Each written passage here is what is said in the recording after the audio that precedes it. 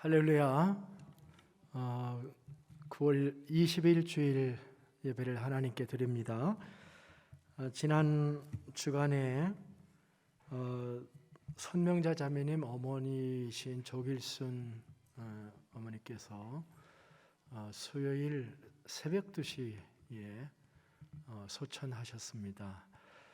본인은 정말 더 살고 싶은 마음이 있었지만 또 하나님은 데려가기를 원하셨던 것 같습니다. 그래서 생애를 마치고 주님 품에 갔습니다. 사실은 그리스도인들은 주님 품에 가는 게 더 좋은 것이기 때문에 우리가 축하를 하지만 또 그 가족들은 세상에서 다시 보지 못하는 것 때문에 슬퍼하게 되죠. 위로해 주시고 또 그 가정을 위해서 기도해 주시기를 바랍니다. 표수견 집사님, 이건 또 좋은 결혼식의 소식인데요. 아마 더 기다리지 못하는 것 같습니다. 그래서 에드리안의 장녀의 결혼식이 오거든에서 갖게 됩니다. 거기 세부 안내가 교회 광고판에 돼 있고 참석하기 원하시는 분 사인업을 좀 부탁드리고 있습니다. 광고판을 보시고 참여해 주시기를 바랍니다. 목회자 중보기도회가 이번 목요일에는 로간 동양선교교회에서 모이게 됩니다. 요즘에 가장 힘든 교회들이 어떤 교회냐면 유학생 교회들이에요. 유학생들이 전부 인터넷으로 하고 그래서 다 돌아가 버리기 때문에 교회가 유지 자체도 굉장히 힘들고 그런 가운데서도 흔들리지 않고 로간의 목사님은 또 유튜버셔요. 그래가지고 다양한 유튜버를 또 하고 계셔서 참 그런 재주를 가지신 목사님도 계시다 이런 생각이 듭니다. 어쨌든 여러모로 살아가게 하시는 하나님께 감사드리고 오늘 또 우리가 계속해서 우리가 기도하고 주님께 나아가기를 원합니다. 9월 세 번째 주일 예배 주님의 이름으로 시작하겠습니다. 다 함께 기도드리겠습니다. 살아계신 아버지 하나님, 은혜를 감사합니다. 주께서 우리를 구원하시고 하나님의 자녀로 삼으시고 온 세상을 향한 하나님의 섭리와 경륜을 우리가 다 이해할 수는 없지만은 여전히 주님은 만왕의 왕이시며 만주의 주이셔서 온 세계를 다스리시고 통치하시는 하나님이신 것을 감사드립니다. 오늘 또 구원받은 하나님의 백성들이 기쁨으로 모여 예배드리고 몸과 마음과 뜻을 다해서 주님을 묵상하고 주님을 앙망합니다. 이곳에 오셔서 우리의 예배를 흠양해 주시고 또 우리에게 말씀해 주시고 우리를 어루만져 주시고 치료하시고 새 힘을 허락해 주셔서 우리의 눈을 열어 주셔서 또 우리의 절름발이인 다리를 고쳐 주셔서 우리가 힘있게 일어나 기뻐 뛰며 주의 영광 나타내는 하나님의 백성들 되도록 도와주시옵소서. 악한 마귀는 우리를 참으로 결박하려고 하고 종으로 삼으려 하고 우리를 넘어뜨리려고 하고 참으로 우리의 의기를 저하시키고 사기를 저하시키려고 하지만 하나님의 말씀 안에 모든 능력이 있사오니 주님, 우리가 흔들리지 아니하고 위축되지 아니하며 하나님의 능력으로 힘있게 일어나 찬송하며 승리하는 주의 백성들 되도록 인도해 주시옵소서. 오늘 또 우리의 예배를 받아주시옵소서.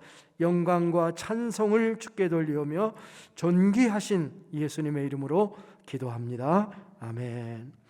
다 함께 일어나셔서 찬송가 65장 함께 부르시겠습니다.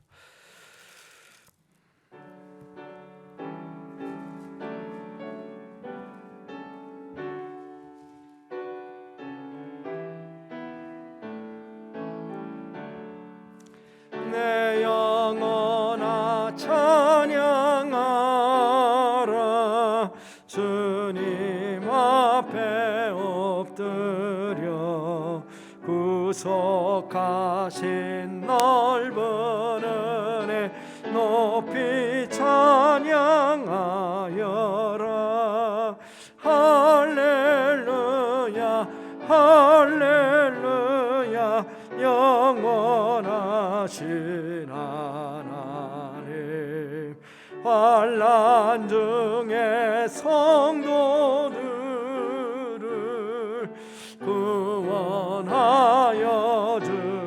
하셨네. 노하심은 거대하고 인자심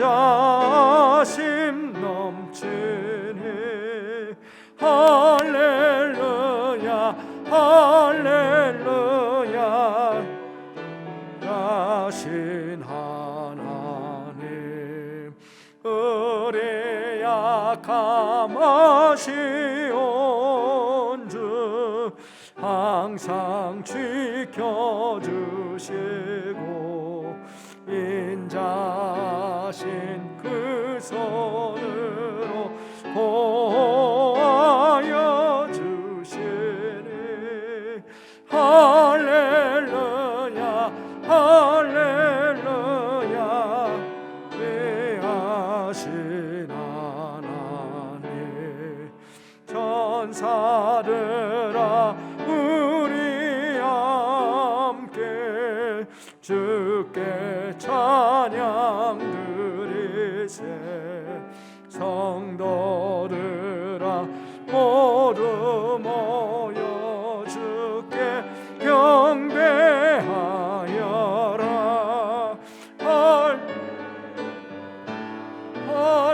할렐루야 은혜로신 하나님 아멘.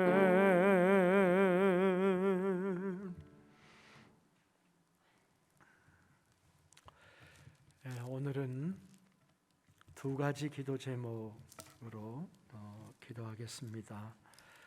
첫째는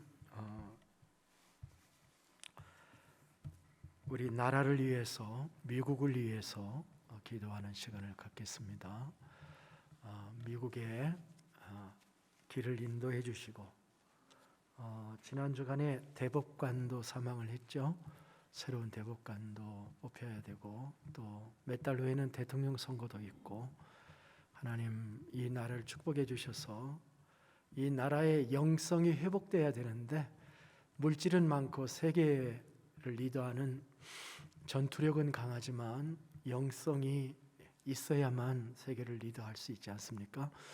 나라와 지도자들을 위해서 기도해 주시기를 바랍니다. 두 번째 기도는 교회에 나오지 못하고 유튜브로 예배를 드리고 있는 분들을 위해서 이 두 번째 기도는 특별히 하고 싶습니다. 그래서 우리 교인들 중에 유튜브로 예배를 드리고 있는 분들도 나오고 싶겠죠, 그죠? 상황이 안 돼서 못 나오시는 분들도 있고 또 약하신 분들도 있고 또 고령도 있고 여러 가지 환경이 있습니다. 그곳에서도 주님이 임재해 주셔서 하나님을 더 가까이 갈 수 있게 해 주시고 늘 하나님의 임재 안에서 살아갈 수 있도록 도와주시옵소서. 저들의 믿음이 더 강해지게 해주세요 하고 두 번째 기도는 우리 유튜브로 예배드리는 형제자매들을 위해서 기도하겠습니다. 그들도 우리의 멤버이고 우리가 그들을 나중에 유튜브 보시겠죠? 사랑합니다. 그리고 우리가 한 몸인 것을 기억하고 기도하고 있으니까 힘내십시오. 우리가 함께 이 두 가지 기도 제목 가지고 오늘 하나님께 아뢰겠습니다. 아버지 하나님 은혜를 감사합니다. 우리를 미국 땅에 살게 해주시고 이곳에서 신앙생활을 할 수 있게 해주신 것을 감사합니다. 너희 있는 곳에 평안을 구하라고 말씀하신 하나님, 있는 곳에서 빛이 되며 함께 하나님의 나라를 이루어가는 거룩한 백성으로 하나님의 군대로 우리를 삼아주신 것을 감사합니다. 이 나라를 위해서 기도합니다. 이 나라가 설립할 때 주님도 함께 하셨던 것을 저희들이 압니다. 아버지, 정치적인 견해가 달라도 모두 다 하나님의 백성이고 선과 진리를 추구하는 백성들인 줄로 믿습니다. 아버지 하나님, 지나치게 편견되지 아니하며 지나치게 자기의 의를 주장하지 아니하며 겸손으로 허리를 동이며 서로를 위해 헌신하고 나라를 위해 희생하고 이 나라의 잘됨을 위해서 구하는 의로운 일꾼들을 일으켜 주시고 의로운 지도자들, 의로운 선지자들, 선견자들을 하나님께서 일으켜 주셔서 이 나라를 아버지의 뜻대로 이끌어갈 수 있는 지도자들을 세워 주시기를 원합니다. 아버지 하나님여, 또한 기도합니다. 얼굴을 맞대고 예배하지는 못하지만 유튜브로 예배를 드리며 함께 예배하는 한 사람 한 사람, 아버지 하나님, 유튜브를 여는 믿음을 가지고 주님 앞에 그래도 기도하고 예배하는 당신의 거룩한 백성들, 저들 있는 곳이 성령 충만한 자리가 되게 하시고 하나님의 영이 함께해 주시고 말씀이 역사해 주시고 우리보다 더 큰 은혜를 저들에게 베풀어 주셔서 아버지 하나님을 만나고 자기의 신앙생활과 영적 생활을 리드해 나가기에 부족함이 없도록 하나님께서 함께해 주시기를 원합니다. 광야 같은, 사막 같은 세상에서도 이스라엘 백성들을 인도해 주셨던 것처럼 참으로 험난하고 어려운 역경과 환경이 우리에게 놓인다 할지라도 우리의 살아계신 하나님을 경험하며 나아갈 수 있는 모든 지체들이 되도록, 특별히 약한 지체들, 믿음이 부족한 지체들을 하나님 저희들이 축복합니다. 하나님, 저들이 주의 말씀 앞에 견고히 서게 해 주시고 주님을 사랑하며 의지하며 주 앞에 나오는 참된 믿음을 잃어버리지 않도록 하나님 은혜를 더해 주시고 성령을 부어 주시고 주의 말씀을 깨닫게 하시고 감동감화하여 주시옵소서. 주님, 임하여 주옵소서.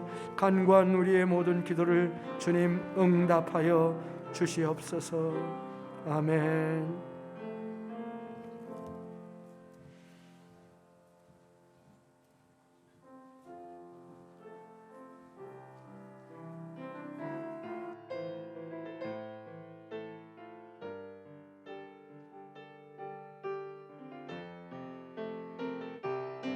일어나셔서 뜨겁게 하나님께 찬양하시겠습니다.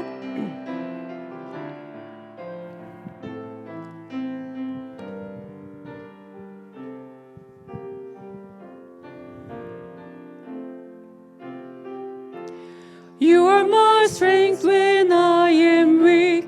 You are the treasure that I seek. You are my all in all. You are the Lord, I give up, I be a fool. You are my all in all. 다시 하겠습니다. You are my strength when I am. You are my strength when I am weak. You are the treasure that I see. You are my all in all. You are new as a precious stone. You are the time I be a fool. You are my all in all. 하나님. Jesus, Lamb of God, worthy is your name. Jesus, Lamb of God, worthy is your name. Taking my sin, my cross, my shame, rising up, high, blessed be your name. You are my all in all. When I fall down, you pick me up. When I'm dry, I'll fill you in my cup. You are my all in all. Jesus, Lamb of God, worthy is your name. Jesus, Lamb of God, worthy is your name. Amen.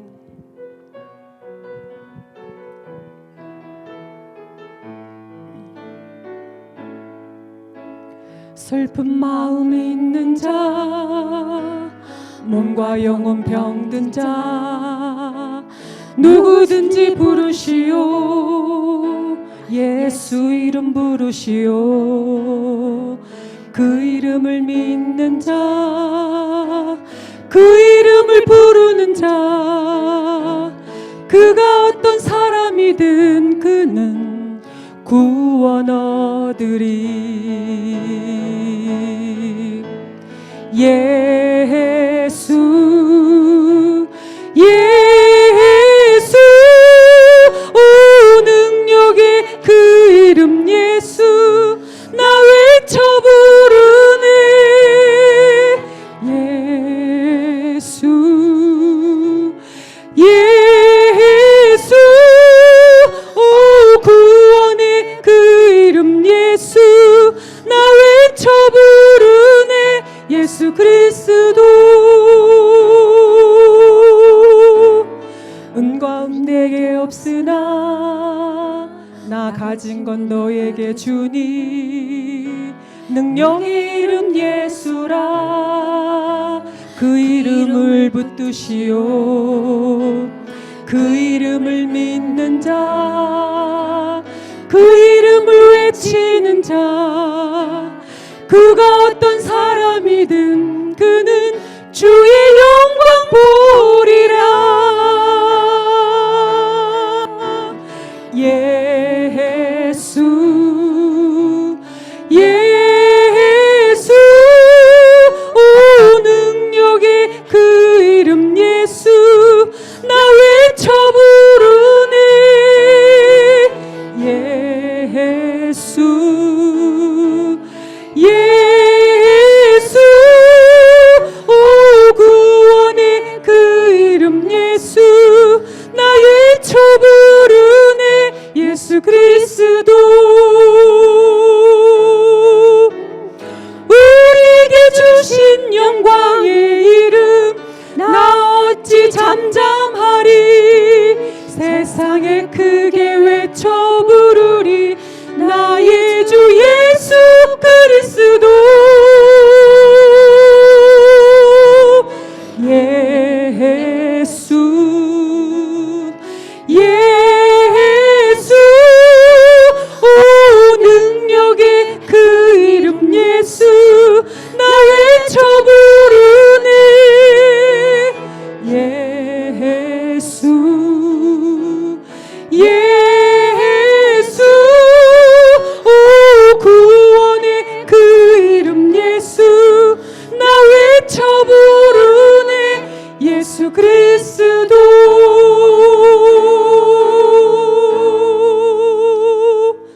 아멘.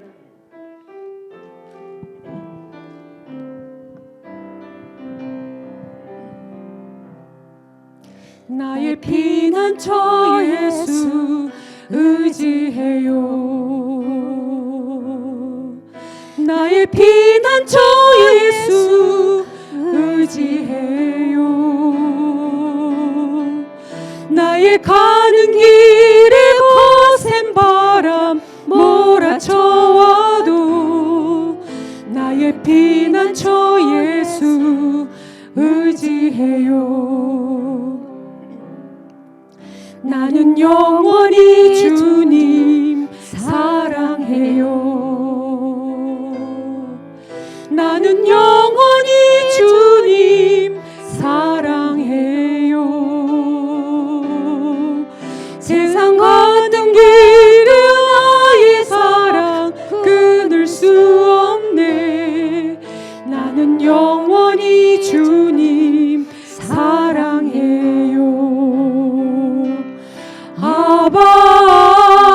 아버지 나를 사랑하시니 나의 모든 것 주께 드려요. 아버지 내가 여기 있으니 주님 영광 위하여 써주세요. 아버지 아버지 나를 사랑하시니 나의 모든 것 주께 드려요.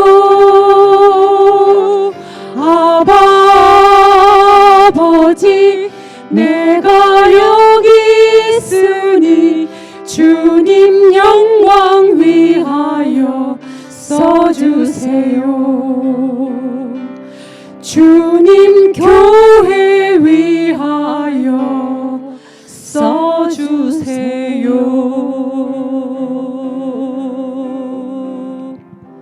아멘.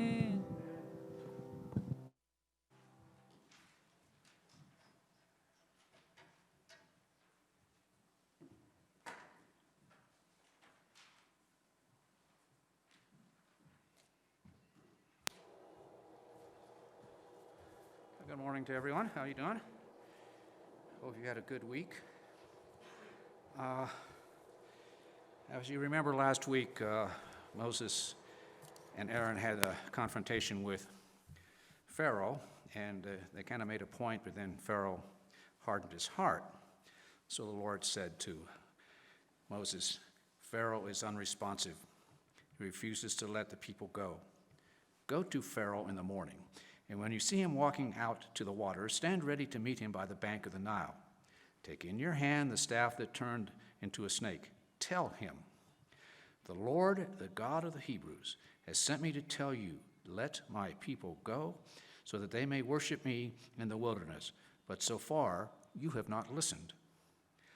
This is what the Lord says. Here is how you will know that I am the Lord. Watch.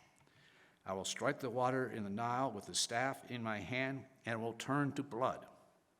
The fish in the Nile will die, the river will stink, and the Egyptians will be unable to drink water from it. So the Lord said to Moses, tell Aaron, take your staff and reach out your hand over the waters of Egypt, over the rivers, canals, ponds, and all their water reservoirs, and they will become blood. There will be blood throughout the land of Egypt, even in wooden and stone containers. Moses and Aaron did just as the Lord had commanded. In the sight of Pharaoh and his officials, he raised the staff and struck the water in the Nile, and all the water in the Nile turned to blood. The fish in the Nile died. The river smiled so bad the Egyptians could not drink water from it. There was blood throughout the land of Egypt. But the magicians of Egypt did the same thing by their occult practices. So Pharaoh's heart hardened, and he would not listen to them. As the Lord had said, Pharaoh turned around, went into his palace, and didn't even take this to heart. All the Egyptians dug around the Nile for water to drink because they could not drink the water from the river. 7 days passed. 7 days passed after the Lord struck the Nile. Depend on the Lord, not on the creation.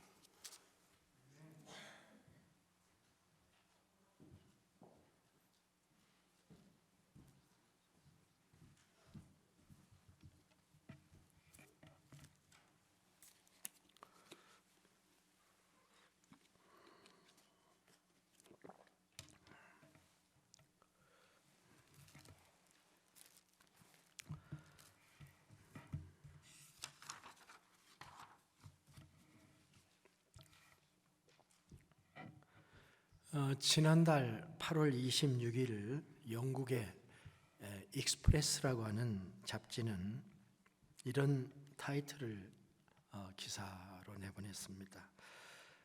우리는 출애굽 시대에 살고 있다. 지금이 출애굽 시대나 별 다름이 없다는 것입니다. 그 내용을 보면 지금 이 지구상에는 도처에서 구약의 출애굽 시대에 나타났던 10가지 재앙이 하나하나 다 일어나고 있다. 그러면서 이것이 의미하는 바가 무엇이겠느냐라는 질문을 달고 있습니다. 그리고 그 질문에 대한 해답으로 마이클 스나이더라는 사람의 성서학자인데요. 마이클 스나이더라는 사람의 글을 인용해서 대답하기를 그것은 세상의 종말이 곧 우리에게 올 수 있다는 것을 의미하는 것이 아니겠느냐라고 말했습니다. 저는 출애굽기를 강해하면서 강조하고 싶은 것이 이것입니다. 우리가 보는 출애굽기의 이야기는 3,500년 전에 과거에 쾌쾌 묵은 이야기가 아니라 오늘날 우리에게 주시는 메시지가 될 수 있다는 것입니다. 우리에게 정신 차리라고 주시는 말씀일 수가 있습니다. 이 이야기를 전설 따라 삼천리로 듣지 말라는 것입니다. 오늘부터 우리는 10가지 재앙을 살펴보게 되는데요. 오늘은 그 첫 번째 재앙입니다. 바로 나일강을 치심으로 나일강의 물이 피로 변하는 사건에 대한 것입니다. 하나님의 심판이 바로에게 직접 나타나지 않고 나일강에게 나타난다는 놀라운 이야기입니다. 하나님께서는 왜 그렇게 하셨을까요? 하나님의 말씀에 따라서 그렇게 된 건데 그 과정이나 목적이나 그 결과는 어떻게 된 것일까요? 살펴보겠는데요. 이 이야기를 통해서 하나님의 메시지를 오늘 듣고자 합니다. 먼저 나일강에 대해서 먼저 생각해 보려고 합니다. 여러분은 나일강을 어느 정도 아십니까? 그 발음이 비슷한 강이 또 하나 있죠. 나인강이 하나 있죠. 독일에 있는 강이고, 나일강은 이집트에 있습니다. 이 나일강을 한마디로 얘기를 하자면은 세계에서 가장 긴 강입니다.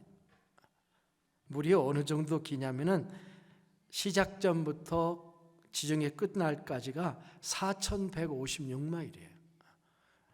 미국이 동서가 3,000마일밖에 안 되는데 얼마나 긴 강입니까?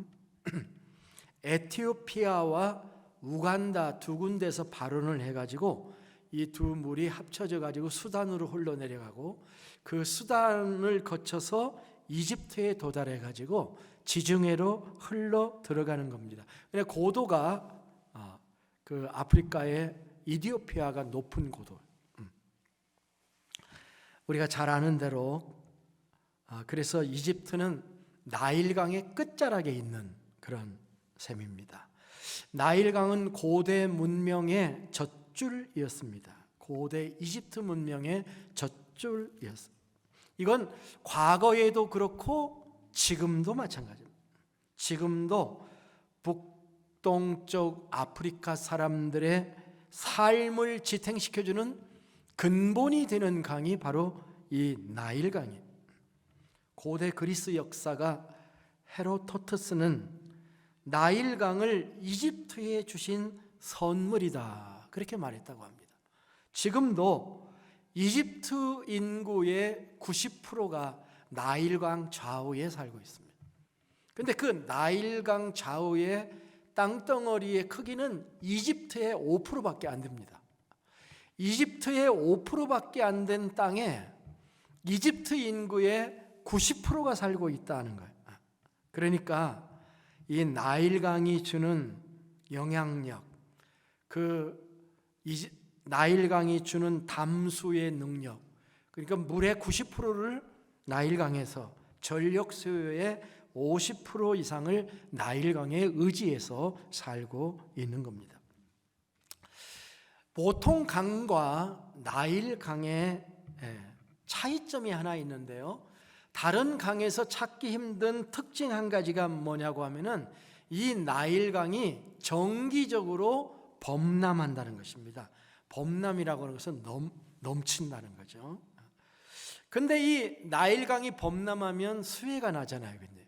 그런데 이집트에서는 이 기간이 축복의 기간입니다. 왜냐하면 땅이 비옥해진다는 거예요. 강이 범람한다는 것은 비가 많이 오면 당연히 일어나는 것인데 특별한 일도 아니죠. 그런데도 불구하고 나일강에는 이것이 매우 중요해요. 왜냐하면 이때 대부분의 물을 저장하기도 합니다. 이집트 전 지역이 비가 오지 않는 건조한 지역이기 때문에 갈수기에 비가 오지 않는 때에는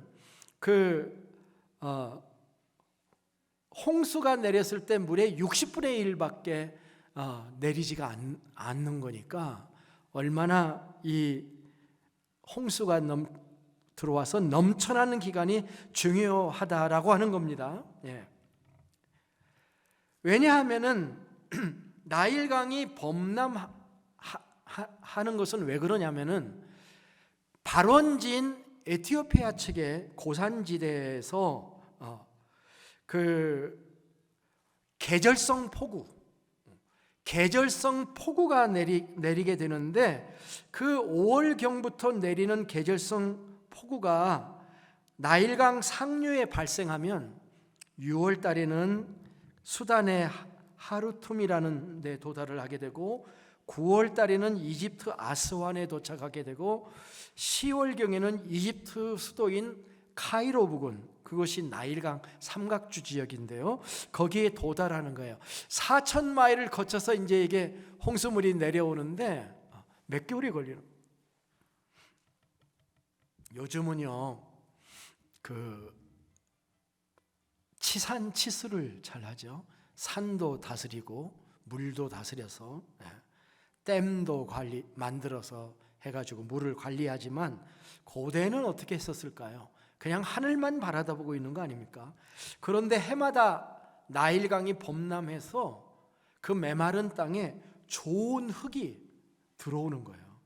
몰려와가지고 땅을 비옥하게 해주고 강 좌우 연안에 물을 저장하게 해주니까 이 백성들이 나일강에 대한 감사와 자부심이 매우 높았던 겁니다. 그렇다면 우리가 상상할 수 있죠. 이집트 신화와 나일강이 서로 연결되어 있다는 것을 상상하기 어렵지 않을 겁니다. 하나님이 왜 나일강에 기적을 행하셨는지를 알게 해주는 상황입니다. 자, 먼저는 오늘 메시지는 하나님께서 어떻게 이 기적을 진행하셨는가를 보고 그 다음에는 왜 하나님이 나일강을 치셨는가 하는 것을 살펴보려고 합니다. 오늘 말씀을 보면은 하나님이 모세에게 하신 명령이 14절부터 19절에 나옵니다. 그 다음에 20절부터 21절은 그 명령을 수행하는 거고요. 그리고 나머지 25절까지의 말씀은 그 결과에 대해서 순서적으로 진행이 되고 있습니다. 하나님은 먼저 모세에게 이렇게 얘기합니다. 바로의 마음이 완강하여 백성 보내기를 거절하니까 아침에 바로에게로 가라. 근데 아침에 바로에게로 가는데 장소가 바로의 왕궁이 아니라 나일강가로 가라고 말씀하십니다. 미리 가서 기다리다가 그를 맞이하라고 합니다. 그리고는 이렇게 얘기를 해라. 히브리 사람의 하나님 여호와께서 나를 왕에게 보내어 내 백성을 보내라. 그러면 그들이 광야에서 나를 섬길 것이니라 하였으나 당신이 이제까지 듣지 아니하였습니다. 이제 여호와의 말씀을 들으시오. 이번엔 당신이 여호와가 누구인지를 제대로 알게 될 겁니다. 보십시오. 내가 내 손의 지팡이로 나일강을 치면 그것이 피로 변하고 나일강에 고기가 죽고 그 물에서 악취가 나리니 애굽 사람들이 그 물 마시기를 싫어하게 될 겁니다. 이렇게 하라고 말씀하십니다. 모세 아론은 순종해서 나일강가에 가서 바로를 만나가지고 하나님이 명령하신 대로 바로와 그 신하의 목전에서 지팡이를 들어서 나일강을 쳤더니 나일강 물이 다 피로 변하고 고기가 죽고 물에서 악취가 나고 애굽 사람이 강물을 마시지 못하고 애굽 온 땅에 피가 있더라. 이렇게 되었습니다. 자, 모세는 하나님이 말씀하신 대로 그대로 행했습니다. 그리고 말을 할 때 이런 얘기를 했죠. 말씀을 전할 때 왜 이 일이 일어나게 되었는가 하는 것을 바로에게 분명하게 설명합니다. 이 일이 일어난 이유는 바로 당신이 하나님께 순종하지 않았기 때문입니다. 내 백성을 보내라고 하는 말을 듣지 않았기 때문에 이 일이 일어난다고 하는 거예요. 책임 소재를 분명하게 하는 거죠. 모세가 이집트를 싫어하거나 바로를 싫어하거나 나라를 망하게 하려고 그 이적을 행하는 게 아니고 이 이적은 당신이 여호와께 불순종했기 때문에 일어나는 일이다라고 하는 일을 분명히 먼저 얘기를 합니다. 그리고 바로의 목전에서 지팡이를 들어서 나일강을 칩니다. 실제로는 친 게 아니라 내미는 것인데 친다라고 표현을 했습니다. 이것은 쳐서 하나님께서 치명타를 입힌다, 심판한다라는 의미를 가진 친다는 말입니다. 하나님이 나일 강가에서 이 사건을 예고하시고 현장에서 그 기적이 일어나게 하는 데는 목적이 있어요. 말씀 후에 지팡이로 치고 그 이후에 즉시 그 일이 일어나게 하시면 무슨 의미가 있겠습니까? 이 일이 우연히 일어난 게 아니다는 거예요. 그걸 분명히 해주시는 거예요. 바로가 부인할 수 없도록, 하나님이 하셨다는 것을 부인할 수 없도록 하시는 거예요. 신하들 보는 앞에서 일어난 일입니다. 그들이 증인들이 될 수 있지 않겠습니까?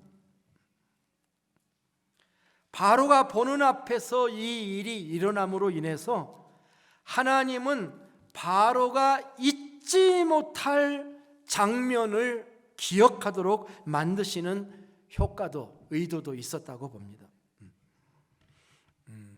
강물이 피로 변할 때 어디서부터 시작이 되었을까요? 한번 생각을 해봤습니다. 두 가지 있어요. 쳤더니 전체가 한 번에 쫙 변한 거. 두 번째는 했더니 거기서부터 쫙 뻗어나가는 거. 어떤 거였을까요? 어떤 게 더 기적의 파급력, 효과를 위해서 어떤 걸까요? 첫 번째 걸까요? 두 번째 걸까요? 성경에 안 나와 있어요. 그러니까 여러분 각자 생각하시면 돼요. 근데 저 같으면 탁 치는 그 자리부터 시작해서 착착착착 뻗어나가는 모습이 더 인상적이 아니겠어요? 하나님께서는 그렇게 하지 않겠나 생각합니다. 바로의 입장에서 한번 생각해 볼 때, 아니 강가에 나왔는데 모세하고 아론이 나왔는데 모세하고 아론인 것을 확인하는데 그 손에 뭐가 있어요? 그 지팡이가 들려 있잖아요. 그 지팡이. 뱀이 되었던 마술사들의 지팡이를 삼켰던 그 지팡이 말입니다. 아마 바로는 이런 때는요, 지팡이만 봐도 스트레스가 오는 거죠, 그죠? 그런데 이런 기적이 일어나게 된 것입니다. 지팡이로 나일강을 치자 나일강 전역이 피로 물들게 되었다는 것입니다. 그리고 성경은 뭐라고 얘기하냐면은 나일강을 칠 때 일어난 변화를 네 가지로 설명하고 있는데요. 첫째는 물이 다 피로 변했다. 두 번째는 나일강에 고기가 죽었다. 고기가 죽은 거 어떻게 할까요? 고기가 죽은 거 어떻게 알아요? 고기가 죽으면 깔아앉습니까? 뜹니까? 뜨죠. 그래서 아는 거죠. 순간적으로 금방 그 일이 일어났다는 것입니다. 고기가 죽고 고기들이 피로 변한 그곳에서 숨을 쉴 수가 없죠. 그리고 악취가 나기를 시작했고 애굽 사람들이 강물을 마시지를 못했고 애굽 온 땅에 피가 있었다. 이렇게 기록을 하고 있습니다. 어떤 사람들은 나일강의 색깔이 바뀌는 녹조 현상이나 홍조 현상이, 갈조 현상이 일어난 게 아니냐 이렇게 해석하려고 합니다. 지구 온난화가 이루어져서 무리하게 댐을 건설하게 돼가지고 담수를 오래 하게 되면은 녹조 현상이 일어나서 물의 색깔이 바뀌는 경우가 있죠. 저도 비디오로 봤는데 그걸 요즘은 그렇게 얘기하더라고요. 녹조 라떼라고 그래요. 녹조 라떼. 그 커피 녹차 라떼. 녹차 시키면은 그 녹차 색깔의 그것처럼 그거 아니겠느냐. 이런 상태에서는 고기도 숨을 제대로 살 수 없기 때문에 정말로 물이 변한 게 아니라 어떤 자연적인 현상이나 나일강이, 또는 이제 다르게 번역하는 거는 나일강이 범람해서 막 흙을 가지고 오다 보니까 그 흙의 색깔이나 퇴적물들이 막 일어나서 나일강이 피로 변한 것과 같은 그런 색깔처럼 보였을 거라고 주장하기도 해요. 그러나 본문에 나타나는 고기가 죽고 심한 악취가 발생한 점이나 애굽 사람들이 그렇다면 왜 물을 얻지 못해서 물을 구하기 위해서 막 새로 샘을 파고 난리를 벌이는 것을 볼 때에 나일강이 지팡이로 그 친 순간 피로 변한 것은 맞습니다. 무엇보다도 정확한 증거는 이 기적이 나일강에서만 일어난 게 아니라는 사실입니다. 19절을 한번 읽어보시면 이렇게 되어 있습니다. 19절에 여호와께서 또 모세에게 이르시되 아론에게 명령하기를 내 지팡이를 잡고 내 팔을 애굽의 물들과 강들과 운하와 못과 모든 호수 위에 내밀라 하라. 그것들이 피가 되리니 애굽 온 땅과 나무 그릇과 돌 그릇 안에 모두 피가 있으리라. 자, 지금 하나님은요 이 이적을 나일강에서 행하지만 그 이적의 결과가 나일강 거기에만 내리겠다고 한 게 아닙니다. 애굽 온 땅이에요. 온 땅 어디요? 물들, 강들. 이집트가 굉장히 큰 나라인데요. 강이 어디 나일강 하나만 있겠습니까? 물들, 강들, 운하. 이미 그 당시에 운하도 있었나 봐요. 운하, 못, 모든 호수가 그 대상이에요. 그러니까 지팡이를 내밀 때 나일강만 친 게 아니에요. 애굽 전역에 있는 강을 친 거와 같은 거라는 거예요. 그렇게 치려면 어떻게 쳐야 될까요? 한 바퀴 돌아야 되겠죠. 어쨌든 이렇게 쳐서 온 땅에 나타난 겁니다. 온 땅에. 따라서 이것을 녹조 현상으로 설명할 수 있는 말입니까? 아니죠. 지금은 수도가 있어서 사람마다 웅덩이를 안 만들어 놓잖아요. 양동이를 집안에 그릇은 있지만 거기다 물 받아 놓고 오늘 나오지는 않으셨죠. 예? 물 항아리에다 물 받아 놓고 여러분 나오셨습니까? 아니잖아요. 트름은 언제나 나오니까 집에 물 항아리가 없어요. 우리는. 그런데 고대는 수도 시설이 돼 있었겠어요? 안 돼 있죠. 아마 고관들의 집에는 어떤 이집트 문명이 있으니까 했는지 모르겠지만, 그러면 뭡니까? 전부 다 웅덩이에다 물을 다 받아 놓고 있는데 모든 집안에 받아 놓은 물들이 피로 변한 거예요. 나일강 물만 바뀐 게 아니라고 써 있는 거예요. 모든 물들이 한꺼번에 바뀐 거죠. 누가 할 수 있는 겁니까? 하나님만 할 수 있는 것이에요. 천지의 주제이신 하나님만 할 수 있는 겁니다. 창조자만 할 수 있는 일이고 아무도 이것을 막을 수가 없는 거예요. 그런데 오늘 22절 24절에 보니까 이 사건에 대한 바로의 반응을 이렇게 보여주고 있습니다. 참 전형적인 세상의 통치자의 모습입니다. 애굽 요술살들도 자기들의 요술로 그와 같이 행함으로 바로의 마음이 완악하여 그들의 말을 듣지 아니하니 여호와의 말씀과 같더라. 바로가 돌이켜 궁으로 들어가고 그 일에 관심을 가지지도 아니하였고 애굽 사람들은 나일강 물을 마실 수 없으므로 나일 강가를 두루 파서 마실 물을 구하였더라. 여러분, 바로의 행동에 어떻게 생각하십니까? 애굽의 요술사들이 자기의 요술을 부려서 물로 피를 바꾸는 것을 보았다고 했습니다. 그리고 그 이유를 들어서 마음이 더 완악해져서 현장을 떠났다, 이렇게 기록되어 있습니다. 그리고 그 상태가 일주일이나 계속되었다. 이 바른 통치자가 아닙니다. 진정 그가 마술의 힘을 믿었다면, 어떤 주석에는 바로도 마술사였다, 그런 얘기가 나옵니다. 정말 그가 진짜 마술의 힘을 믿었다면 자기의 마술사들에게 어떻게 하라고 했어야 되는 겁니까? 피를 물로 다시 만들어라 해야 되는 거죠. 예? 이게 참된 이적이지. 물을 다시 정상으로 되돌려 놓는 마술을 요구해야 했을 것이고, 그것이 불가능하다면 바로에게, 모세에게 이 재앙을 피해갈 수 있는 길이 뭐냐고 물어보고 요청을 했어야 할 겁니다. 그러나 그는 여전히 교만했습니다. 물 문제가 보통 문제가 아닌 건데요.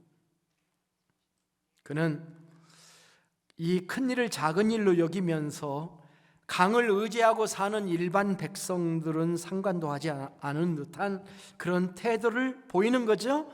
이야말로 부도덕의 소치입니다. 여기서 한 가지 우리가 정리하고 넘어갈 것이 있는데, 그거는 마귀는 모방의 능력은 있지만 창조의 능력은 없다는 것입니다. 마귀는 창조한 것을 파괴하는 데는 지혜가 있으나 사랑으로 새로운 역사와 구원을 이루는 데는 무지한 존재입니다. 우리는 바로의 무지를 봅니다. 뭐가 거짓 기적이고 뭐가 참 기적인지를 분별하지 못하는 그의 결정은 결국 파멸에 이르게 된 거죠. 그리고 우리는 그것을 계속 보게 될 것입니다. 우리는 기도해야 됩니다. 살아가면서 기적을 보기를 원하는데 참된 기적이 무엇인지를 알게 해달라고. 우리가 그 기도가 응답이 된다면 이 피의 기적을 보면서 또 다른 피의 기적이 기다리고 있는데 그것이 10번째 재앙에서 나타나게 된다는 것을 깨닫게 될 겁니다. 이것은 지금은 비밀입니다. 자, 우리는 이 스토리를 보면서 왜 하나님께서 이 첫 번째 이적을 나일강에서 행하셨을까? 세 가지 얘기를 하려고 합니다. 첫째는 나일강은 이집트 사람들이 의지하고 의존해서 사는 생존의 파운데이션이 있기 때문이었습니다. 기반이었기 때문에. 위에서도 말했지만은 인구의 90%가 나일강 좌우에서 살 만큼 생존에 중요한 강이었습니다. 하나님이 만일 이 강물을 징계하시면 그 효과가 누구에게 나타나겠습니까? 나일강 주변에 있는 사람들만 그 피를 본 게 아니라 애굽 전역에 있는 사람의 집안에 있는 물이 갑자기 피로 변한 거잖아요. 그릇에 있는 물이 피로 변했으면 사람들 이게 어쩐 일이야 난리가 나지 않겠습니까? 그 강을 의존해서 사람들에게도 또 다른 사람들도 나라도 집권 세력도 다 강에 의지해서 살아갑니다. 사실 강이라고 하는 것이 문명과 문화가 발달하는 장소잖아요. 세계 4대 문명이 다 어디서 시작됐습니까? 다 강가에서 시작이 되지 않았습니까? 그 바탕 위에 물이 있는 강 주변에서 건축이 시작되고 도시가 형성되고 거기서 군사력이 키워지고 사상과 문화가 꽃을 피우게 됩니다. 강 주변에 있는 모든 강과 연관된 인간들의 거대한 철옹성, 이 철옹성을 누가 깨트릴 수가 있겠습니까? 어떻게 하면 바벨탑을 세우는 인간들의 이 시도를 무력화시킬 수가 있겠습니까? 인간들이 의지하는 것을 하나님이 깨트리시는 겁니다. 그리하여 하나님만 의지하는 존재로 만들어 가시는 겁니다. 성경에는 이런 이야기가 가득 차 있습니다. 에레미야는 무릇 여호와를 의지하며 여호와를 의뢰하는 그 사람은 복을 받을 것이라. 여호와를 경외하는 자들아, 너희는 여호와를 의지하여라. 그는 너희의 도움이시요 너의 방패시니라. 여호와를 의지하는 자는 시온산이 흔들리지 아니하고 영원히 있음 같도다. 너는 마음을 다하여 여호와를 신뢰하고 내 명철을 의지하지 말라. 그동안은 바로가 모세와 히브리 민족을 핍박했습니다. 그 일이 애굽의 일반 백성들에게는 잘 알려지지 않았을 것입니다. 그 반대로 히브리인들은 매우 고통스러웠었습니다. 그러나 이번에 전세가 역전됐습니다. 이번에 애굽 백성들도 알게 되는 일을 하나님이 시작하신 것입니다. 바로와 그의 고관들과 신하들, 히브리인들을 노예로 부리는 것을 당연시하는 사람들에게도 알게 해주시는 거예요. 저들은 무시를 받을 소수민족이 아니다. 저들은 나의 백성이다. 나를 예배하지 않고는 살아갈 수 없는 존재들이다. 저들이 지금까지 까닭없는 고통을 받고 있다. 너희들이 이 고통에 동참하기를 원한다. 이것이 하나님의 의도가 아니었는가 생각을 하게 됩니다. 어쩌면 이 첫 번째 재앙은 바로가 히브리인들에게 주었던 고통을 하나님이 바로의 백성들에게 되갚아 주시는 사건이 될 수도 있을 것입니다. 그 재앙으로 애굽이 그토록 자랑하던 나일강을 치신 것입니다.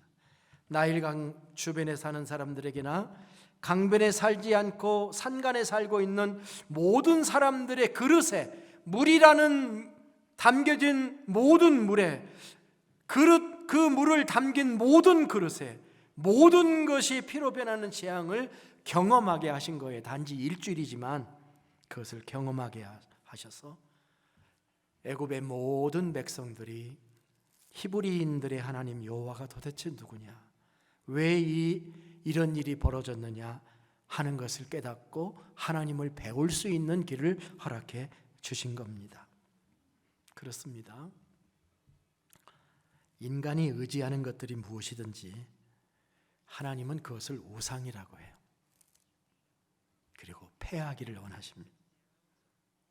산과 강을 의지하지 아니하며 권력과 명예를 의지하지 아니하며 사는 것이 우리 그리스도인들입니다.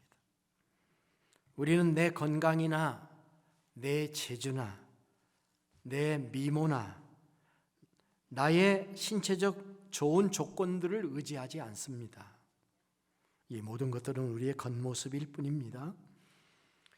하나님이 이것들을 우리에게 주셨다면 감사할 뿐이죠. 그리고 이 모든 것을 주님의 영광을 위해서 드리고 사용할 뿐입니다. 구약의 에레미야 선지자는 우리에게 이렇게 말했습니다. 지혜자는 지혜를 자랑하지 말라. 용사는 용맹을 자랑하지 말라. 부자는 부함을 자랑하지 말라. 자랑하려면 이렇게 자랑해라. 나를 아는 것으로 자랑해라. 곧 명철하여 나를 아는 것과 나 여호와는 사랑과 정의와 공의를 땅에 행하는 자인 줄을 깨닫는 것이라. 나는 이 일을 기뻐하노라. 여호와의 말씀이니라. 우리는 하나님께서 나일강을 치신 첫 번째 목적 중에 하나가 나일강을 의지하는 존재들에게 나일강보다 더 의지해야 될 존재가 있다는 것을 명확하게 가르쳐 주신 사건이 아닌가 생각합니다. 두 번째는 하나님이 나일강을 치신 두 번째 목적은 나일강이 너무 신성시 여겨지는 예배의 대상이었기 때문입니다. 애굽 사람들은 정말 나일강을 굉장히 중요하게 생각합니다. 요즘 나일강 상류가 에티오피아라고 그랬잖아요. 에티오피아에서 큰 댐을 건설을 해요. 큰 댐을 건설해서 그 물을 가두는 댐 공사가 지금 진행되고 있습니다. 어디가 난리 났겠어요? 그 상류의 문을 받아야 하는 수단과 이집트가 난리가 났습니다. 댐을 너무도 큰 것을 건설해서 그 댐의 물을 받는 데만 몇 년 걸린다고 그래요. 그러면은 몇 년 동안 그 댐의 물을 계속 받아서 담아놓으면 몇 년 동안 이집트는 어떻게 살아요? 그래서 지금 이집트하고 수단이 에티오피아하고 전쟁하겠다고 지금 난리예요. 그래가지고 서로 타협을 해서 당분간 몇 년 동안은 받지를 않겠다. 그리고 그 물을 담수한다고 그래도 서로 의논해서 내려갈 건 내려보내고 나머지를 담겠다. 지금 이번 달 얘기예요. 이번 달. 자, 그러니까 지금도 중요한 강인데 이 당시는 뭐 말할 게 없는 거죠. 예. 거의 이 나일강에 살다 보니까 나일강이 신격화되어 있어요. 나일이라는 말은 검다는 말이고 애굽이라는 말은 검은 땅이라는 뜻입니다. 여기에 살고 있는 사람도 함의 자손들, 피부색이 검은 사람들입니다. 이 애굽 나라는 열대지방입니다. 비가 적어요. 비가 적은 대신에 나일강에서 1년에 1차씩 오는 홍수의 범람으로 살아가고 있었기 때문에 애굽 사람들에게 있어서 나일강은 생명선이라고 했습니다. 그래서 거룩한 강이라고도 부릅니다. 그리고 나일강이 나라의 신입니다. 국신이에요. 이것이 바로가 아침에 물에 나온 이유예요. 바로가 이렇게 이른 아침에 강둑으로 나왔던 것은 나일강을 관장하는 신들에게 제사하기 위해서 그래요. 크놈 신이라고 있습니다. 집중호우로 인해서 나일강이 범람하는 것은 이 크롬 신의 진노 때문이라고 생각을 했어요. 그래서 크롬 신에게 적당히 진노해 주시사 하는 제사를 드려야 됐어요. 또 어떤 신이 있냐면 하피라는 신이 있습니다. 이 신이 나일강의 물을 조절해 주는, 퇴적물들을 땅에 쌓아서 기름진 땅으로 만들어주는 농작의 신이에요. 그래서 나일강이 적당하게 범람하기 위해서 이 신들에게 예배를 드리고 제사를 드려야 되고, 바로도 이 신의 조력자급에 들어가 있기 때문에 저들에게 신성한 제사를 드리는 것이 바로 애굽의 물가였던 것입니다. 이것을 막아선 것이 하나님이다, 그런 뜻입니다. 따라서 첫 번째 피제양은, 첫 번째는 바로의 우상 숭배를 벌하는 것과, 자연 숭배, 우상 숭배를 벌하는 것과 나일강을 다스리는 신들을 친다고 하는 심판의 의미가 있다라고 하는 거예요.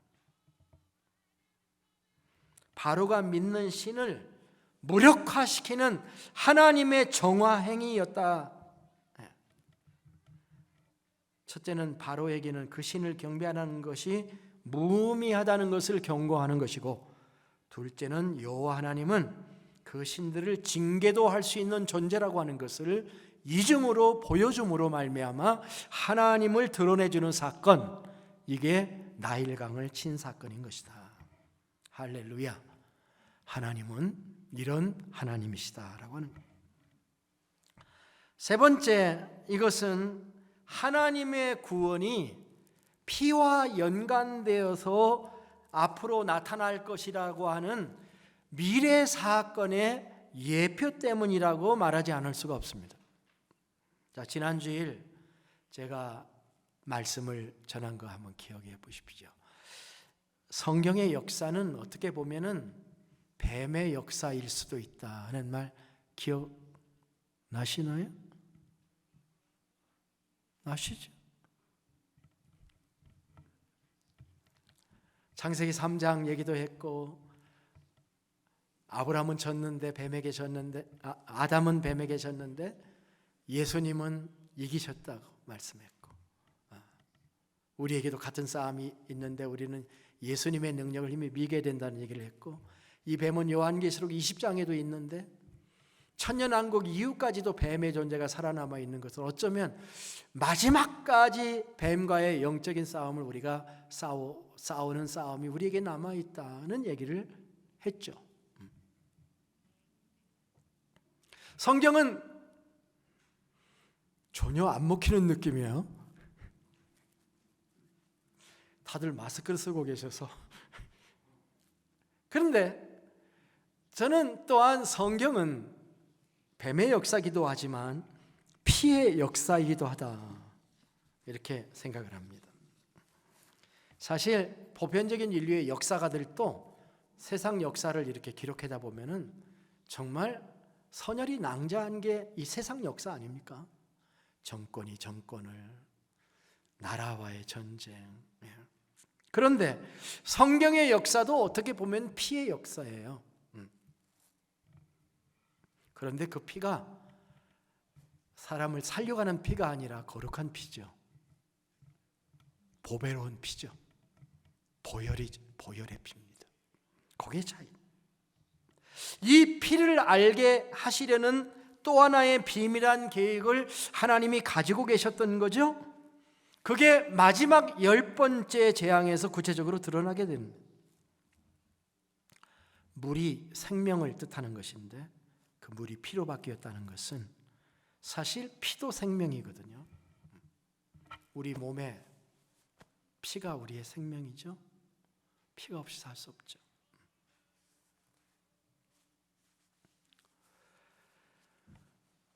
피도 생명이에요.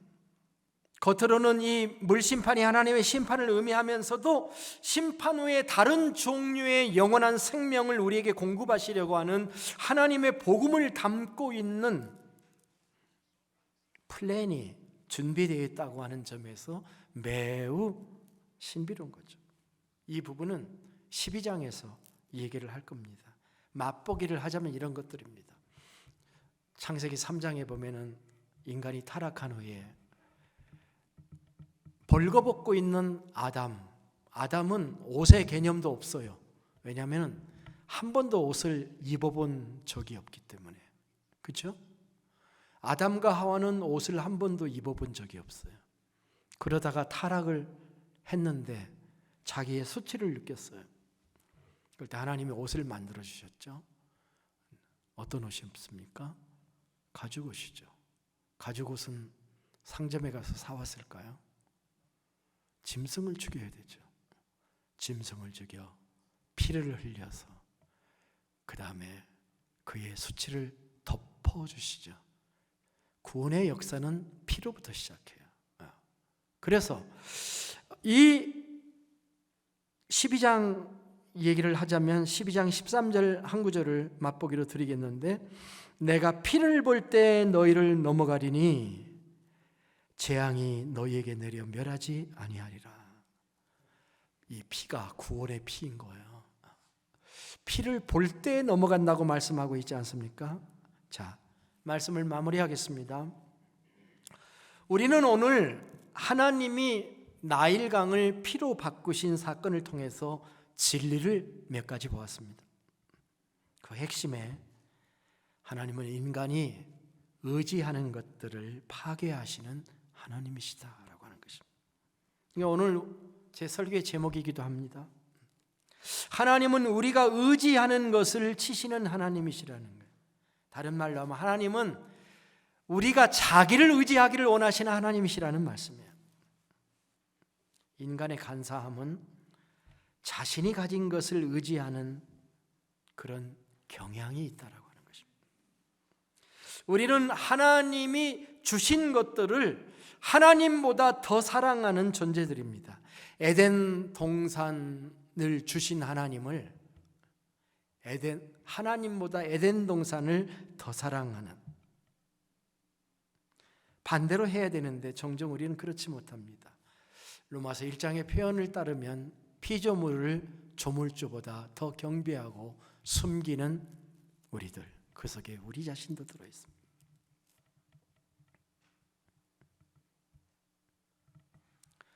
오늘 23절의 말씀을 읽고 마치려고 하는데요, 23절에 이렇게 얘기합니다. 바로가 돌이켜 궁으로 들어가고 그 일에 관심을 가지지도 아니하였고. 바로는 목석인가요? 어떻게 그 큰 일을 당하고도 그 백성들의 아우성 소리를 들을 건데 어찌 관심을 가지지 아니할 수 있었던 거예요? 이게 진심인지요, 거짓인지요? 저는 이게 겉으로 보이는 모습이지 속은 아니라고 생각해요. 그런 위장을 한 거죠. 내가 바로인데, 내가 신격화되어 있는 바로인데 내가 이딴 일에 내가 흔들릴 수 없지라고 겉으로는 흔들리지 않는 모습을 보였을지 모르지만 속으로는 걱정을 했을 거예요. 다른 일에 열심히 다른 일을 행하는 것처럼 보였지만 그는 그게 손에 안 잡혔을 게 틀림이 없습니다. 어떻게 하면 이 나라를 살리고 보존할 수 있는가라고 하는 것은 생각하지 않고 있죠. 스스로 저버리고 있는 거예요. 스스로 파멸의 길을 선택한 거죠. 누가 하나님과 더불어 싸울 수 있겠습니까? 누가 하나님과 싸워서 승리할 수 있겠습니까? 아무도 없죠. 역대상 16장 26절에 말한 대로 만방의 모든 신은 헛것이며 여호와께서는 하늘을 지으셨음이로다. 할렐루야. 저는 오늘 이 말씀을 한 가지 질문을 함으로 마치려고 합니다. 여러분이 의지하는 것은 무엇입니까? 여러분의 나일강은 무엇인가요?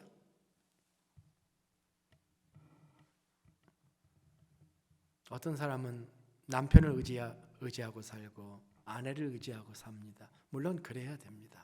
그렇지만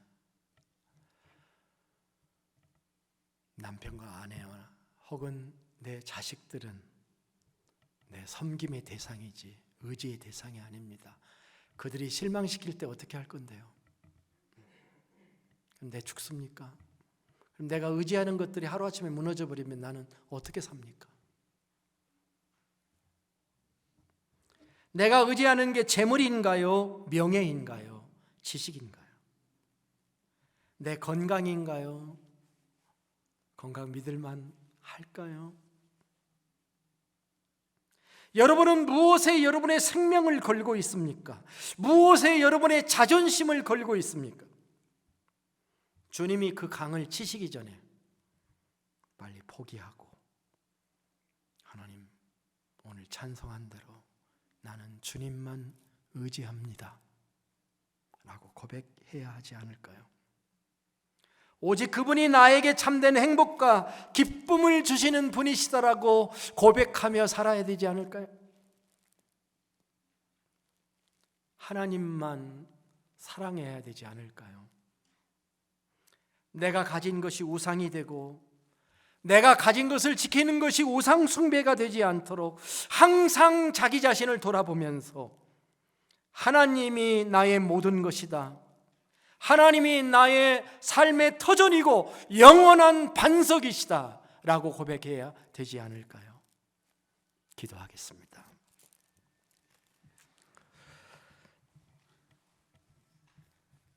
강물을 피로도 만드시는 분이 하나님이심을 통해 하나님이 어떤 분이심을 우리에게 알게 해주셔서 감사드립니다. 만유의 주제가 되시는 하나님을 찬양합니다. 우리가 세상이나 세상의 것을 의지하지 않게 오직 우리의 창조자시요 구속자이신 하나님과 예수 그리스도만 의지하고 살게 도와주시옵소서. 존귀하신 예수님의 이름으로 기도드립니다. 아멘. 다 함께 일어나셔서 찬송가 413절 부르십니다.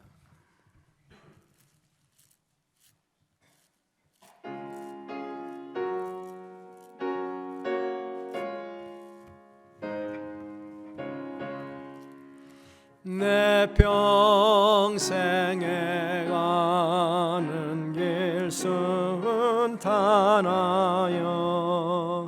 늘 천전한 강 같은지 큰 풍파로 무섭고 어렵든지 나의 영혼 늘 편하다. 내 영혼 평안해. 내 영혼 평안해. 저 마귀는 우리를 삼키려고 입 벌리고 달려와도 주 예수는 우리의 회장되니 끝내 싸워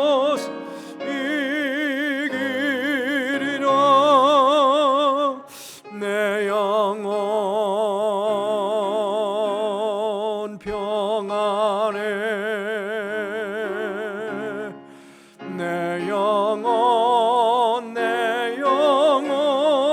평안해 내 집은 대중빛 같더라도 주 예수께 따르며 그 십자가 비로소 씻으사 있는 보다도 정하리라 내 영혼 평안해 내 영혼 평안해 저 공중에 구름이 일어나며 큰 나팔이 울려날 때 주 오셔서 세상을 심판해도 나의 영혼은 너느니 내 영혼 평안해 내 영혼